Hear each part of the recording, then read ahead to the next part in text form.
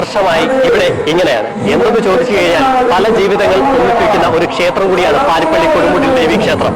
അതെ, കൊല്ലം ജില്ലയിലാണ് ഈ ക്ഷേത്രം സ്ഥിതി ചെയ്യുന്നത്. കഴിഞ്ഞ 25 വർഷമായി ഇവിടെ സമൂഹ വിവാഹം എന്ന് പറഞ്ഞു കഴിഞ്ഞാൽ വളരെ മനോഹരമായ രീതിയിൽ തന്നെ നടക്കുന്നുണ്ട്. എന്താണ് ആ കാഴ്ച എന്ന് നമുക്കിത് കണ്ടുവരാം.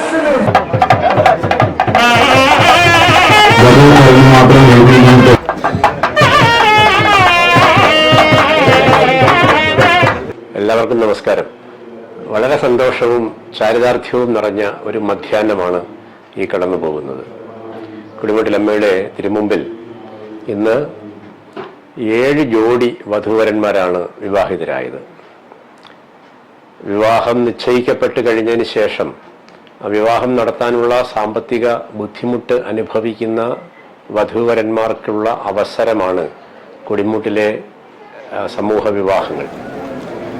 ഇപ്രാവശ്യത്തെ പ്രത്യേകത 25ാമത് സമൂഹ വിവാഹമാണ് ഇന്ന് നടന്നത് എന്നുള്ളതാണ്.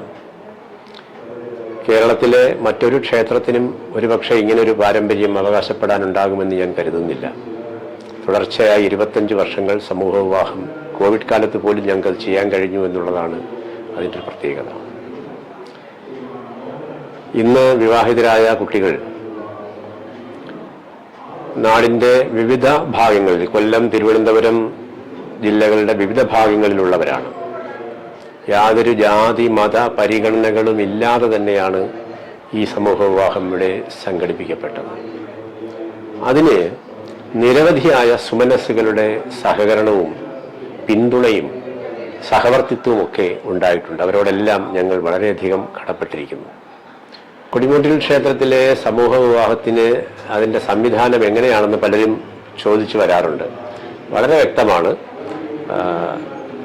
2 കുടുംബങ്ങൾ തമ്മിൽ കല്യാണം നിശ്ചയിച്ച് ഉറപ്പിച്ചിരിക്കുന്ന വിവാഹങ്ങൾ നടത്താൻ സാമ്പത്തികമായി അവർക്ക് ബുദ്ധിമുട്ടുള്ള അത്തരം ചടങ്ങുകളിലാണ് ക്ഷേത്രയോഗം ട്രസ്റ്റ് അതിൻ്റെ മൊത്തം ചെലവുകളും ഏറ്റെടുത്തുകൊണ്ട് വിവാഹങ്ങൾ നടത്തുന്നത്. ഇതിൻ്റെ അപേക്ഷകൾ സാധാരണഗതിയിൽ ഡിസംബർ മാസത്തിലാണ് ഞങ്ങൾ കാൾ ഫോർ ചെയ്യാറുള്ളത്. ഡിസംബറിൽ കാൾ ഫോർ ചെയ്താൽ ജനുവരിയോടുകൂടി തന്നെ അതിൻ്റെ അന്വേഷണങ്ങൾ പൂർത്തിയാക്കി ലിസ്റ്റ് പബ്ലിഷ് ചെയ്ത് തുടർ നടപടികളിലേക്ക് പോവുകയാണ് ചെയ്യുന്നത്. ഇതിന് ഞാൻ മുന്നേ സൂചിപ്പിച്ചതുപോലെ യാതൊരുവിധ മത സാമുദായിക പരിഗണനകളും ഇല്ല. ഏത് ഭാഗത്തുള്ള ആൾക്കും ഈ വിഭാഗത്തിലേക്ക് അപേക്ഷിക്കാം. ഒരു കാര്യം മാത്രമേ ഉള്ളൂ, അപേക്ഷിക്കുന്നവരുടെ എല്ലാം ഭൗതിക സാഹചര്യം വിലയിരുത്തി ഒരു കമ്മിറ്റി വന്ന് അത് അന്വേഷിച്ച് വിലയിരുത്തിയതിനു ശേഷം മാത്രമാകും അവരെ തിരഞ്ഞെടുക്കുക. ഈ ഒരു സംവിധാനം കഴിഞ്ഞ 25 വർഷമായി ഞങ്ങൾ പിന്തുടരുകയാണ്.